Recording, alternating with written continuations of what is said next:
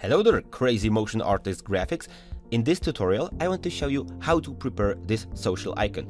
This can be any icon. This could be, for example, an element for a lower third, an element for your video, for your Twitch channel, for your YouTube channel, and something you can use in any video project. Okay, our first move will be to go to the toolbox and select an ellipse tool. Let's create an ellipse, and I want to have some fill. Let's maybe select the Facebook color. So I'll grab the example color like that, and I want the same color for the stroke. Okay, I have the stroke, the fill, and I'll create a circle in the middle. Let's make it to about this size. I'll go to my align tools, let's place it in the middle, and let's start working with it. On this shape layer, we will need only one thing to keyframe. Please add trim pads, and trim pads is the only thing you will need to animate this thing. So I'll select this trim pads. I'll work with the start. So let's go to the beginning. Click on the stopwatch.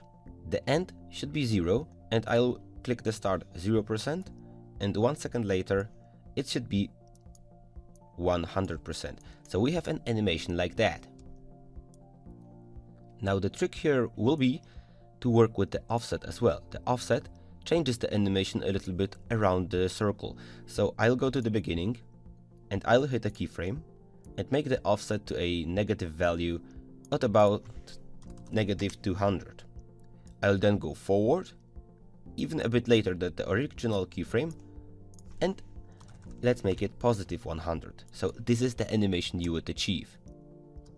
A really quick and swift animation. To make it just a tiny bit more interesting, please right-click Keyframe Assistant and ease the keyframes. You can also go to the graph editor and switch up the keyframes, for example, making them a bit quicker in the middle. Like this, but this is not necessary. Now the animation would look like that. Okay, a really quick animation in the middle. So it starts slower, then it boom, fades in very quick, and then it fades off. Now the second thing you want to do is duplicate this shape, because this will be the original shape that we actually see. This is only a mask. I can click enter, and I'll call it a mask. This is a mask because it will slowly reveal the Facebook icon. Then I'll go to this original shape layer 2. I open it, I open its contents, I open the ellipse, and this time I want no fill. Let me show you why. Because I only want the outlines to be animated. So I have an animation like that, and the second animation is with the fill. And now this is the awesome thing, because I'll bring the Facebook icon. Of course, the Facebook icon needs to be smaller, so it fits into the circle. And I'll have to do only one thing. Click on the Facebook icon. Remember to have track matte opened. If you do not see this track matte option, press F4 on your keyboard or select this second button.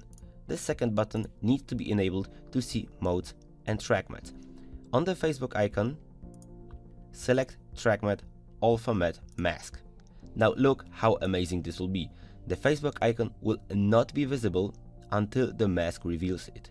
You see, the mask works the same. The fill, we actually work with the fill, and the fill slowly reveals our Facebook icon. Now you can stay with this animation like this, boom, because it looks really interesting.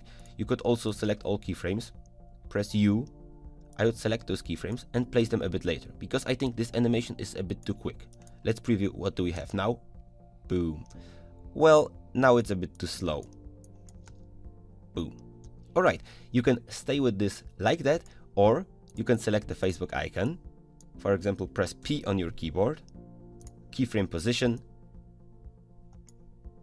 Let's make the position to the left side.